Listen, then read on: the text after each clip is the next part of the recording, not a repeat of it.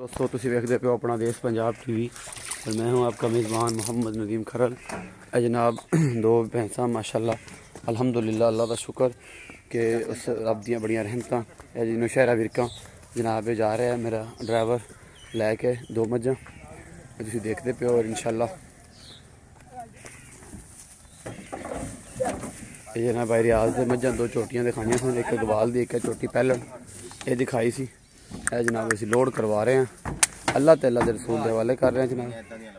और इंशाल्लाह जड़ा है जी ये तुसी याद करोगे इंशाल्लाह सारा कुछ जनाब इंशाल्लाह साफ सुथरा और बेहतरीन तरीके नाल ये सुबह 6 बजे जनाब असी लोड कराती हैं जी नौशहरा विरका वास्ते।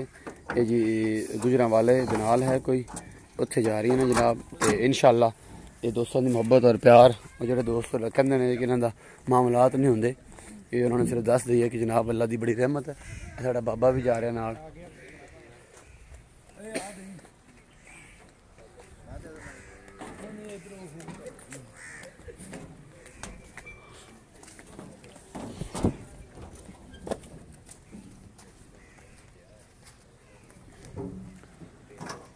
अल्लाह तआला दे रसूल दे हवाले अल्लाह पाक इन्होंने इज्जत मान च रखे और अल्लाह पाक इन्होंने खैरी सलामती लैके जाए।